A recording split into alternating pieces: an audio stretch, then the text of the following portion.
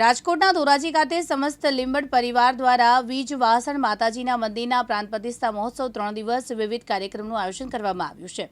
રાજકોટ જિલ્લાના ધોરાજી ખાતે સમસ્ત લીંબડ પરિવાર મચ્છુ કઠિયા સહિત સુથાર જ્ઞાતિ દ્વારા પ્રાણ પ્રતિષ્ઠાના ભવ્ય અવસર નિમિત્તે સવારે આચાર્ય દ્વારા ચાલન વિધિ, સાંજે ધોરાજી મુકામે માતાજીના સામૈયા, સાંજે દેહ શુદ્ધિકરણ, ગણેશ સ્થાપના, માતૃકા પૂજન, ગૃહ શાંતિ, મંદિર પ્રસાદનું વાસ્તુ, કુટીર હોમ, શોભાયાત્રા, પ્રતિમા તથા ફળા સાથે જડાયાત્રા, નગરયાત્રા, આરતી, જલાધિવાસ, રાત્રે સાંસ્કૃતિક કાર્યક્રમ, રવિવારના દિવસે માતાજીની પ્રતિમા તેમજ મંડપનું આગમન, સ્થાપિત દેવતા પૂજન, મહાઅભિષેક, અજંશલાકા, મહાસલાયન્સ, મહાઆરતી સહિતના ભવ્ય કાર્યક્રમની ઉજવણી કરવામાં આવી છે।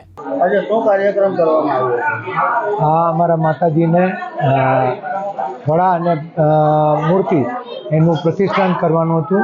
માતાજી અમારા તો અમદાવાદથી અમે ફળાને લઈ આવ્યા અહીંયા, અને એમની સાથે મૂર્તિનું બી આજ નવું મંદિર બનાવી અને મૂર્તિનું પ્રતિષ્ઠાન કર્યું છે।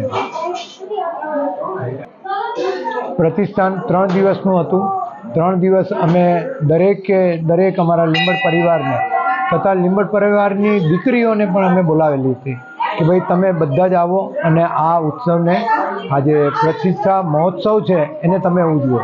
માતાજીની પ્રતિષ્ઠા કરી અને ધોરાજીની અંદર ધોરાજીની નાત બી જમાડી અને અમારા હજારો લીંબડ પરિવાર અમારા આવ્યા છે।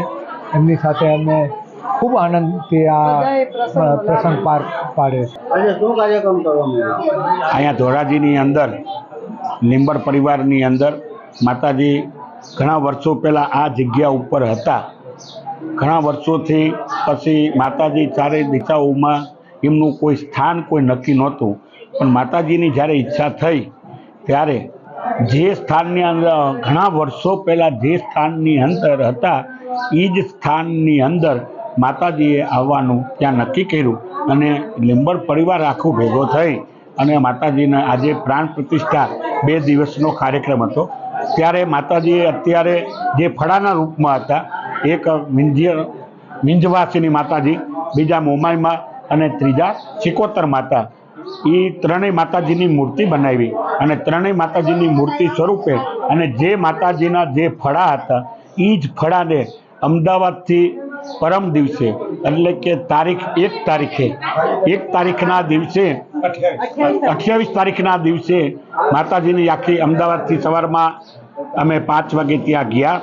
બ્રહ્મ મુહૂર્તની અંદર 7:30 થી 9નો કાર્યક્રમ કરી માતાજીની ચાલન વિધિ અને માતાજીને ત્યાં જે નૈવેદ્યની અંદર જે ભોગ ધરાવવાનો હોય એ માતાજીનો નૈવેદ્ય અર્પણ કરી અને દૂધની ધારાવાળાથી અને અખંડ જ્યોત લઈ અને ત્યાંથી માતાજીના ફળાને વાતે ગાતે ધોરાજી ગામની અંદર એમને લાવ્યા અને ગામના જાપે એ માતાજીનું હામૈયું કર્યું અને ત્યાંથી આપણે જે માતાજીનું નિજ ધામ હતું, જે કુળદેવી માતાજીનું લીંબડ પરિવારનું, ત્યાં માતાજીને હામૈયા કરીને બેન્ડ વાજા સાથે ડીજે સાથે આખો પરિવાર એ માતાજીના વાતે ગાતે લાવ્યા અને 2 દિવસનો પ્રતિષ્ઠાનો કાર્યક્રમ હતો। વિપુલ ધામેશા, દિવ્યાંગ ન્યૂઝ, ધોરાજી, રાજકોટ।